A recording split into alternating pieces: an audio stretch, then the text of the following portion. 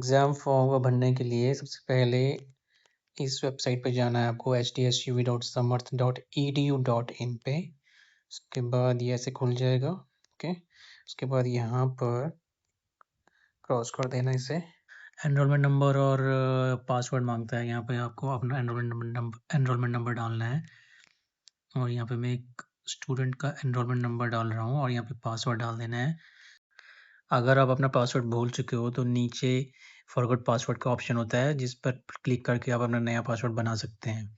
उसके बाद कैप्चा डालना है 172224 एंड लॉगिन वाला ब्लू बटन दबा देना है, ठीक है। इसके बाद आप लॉगिन हो जाएंगे। यहाँ पर आपको टॉप लेफ्ट में ये 3 लाइनें दिखेंगी। इस 3 लाइनों को मेनू बार कहते हैं। मेनू बार पे क्लिक करना है।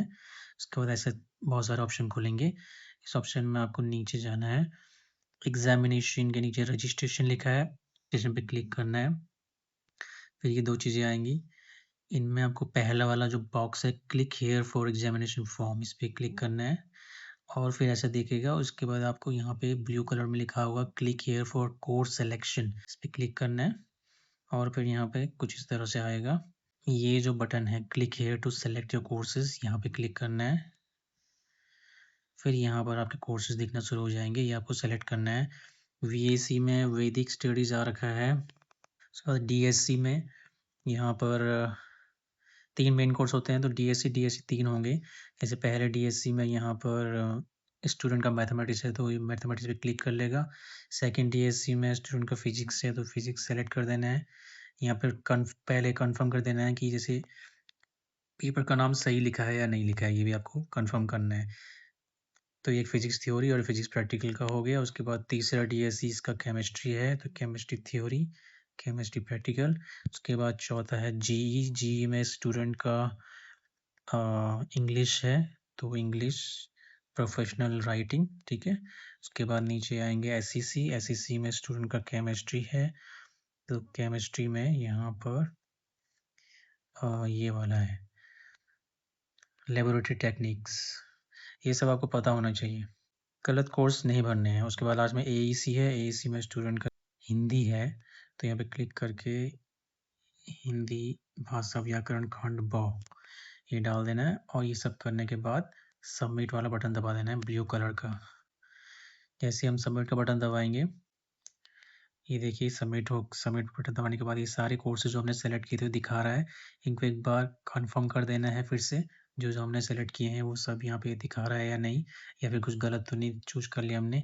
गलत चूज कर लिया तो अपडेट कोर्स सिलेक्शन पे चले जाना है और अगर सब सही चूज किया है तो ये ग्रीन कलर वाला सबमिट कोर्स सिलेक्शन दबाना है।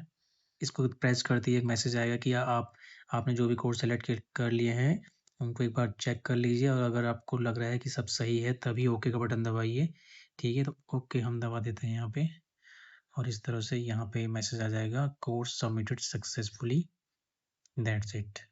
उसके बाद हम यहाँ पे दोबारा मेनू बार पे क्लिक करेंगे, ठीक है, और नीचे जाएंगे फिर से रजिस्ट्रेशन में जैसे पहले गए थे और इस बार देखिए आपको वो ब्लू वाला लिंक नहीं आ रहा है। अब यहाँ पे हम click here for examination form पे जाते हैं और ये आ गया, ठीक है।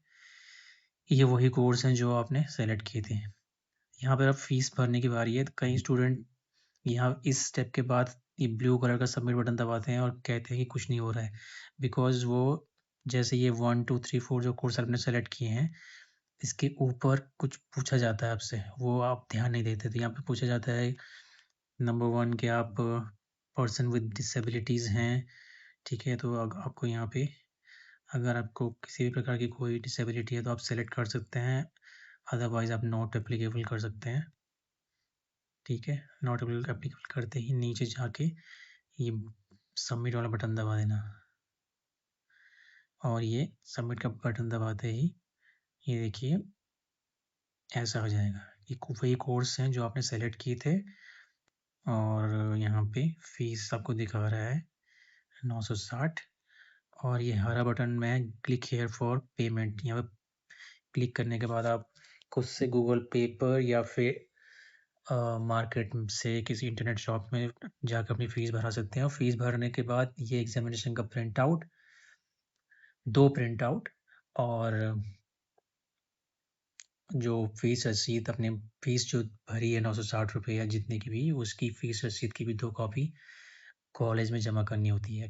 बाकी कॉलेज में क्या जमा करना है वो आपको अलग से एक सूचना मिल जाएगी, बट प्रिंट आउट तो आपको एग्ज़ामिनेशन फ़ॉर्म का और फ़ीस रसीद का लाना ही है। Thank you very much.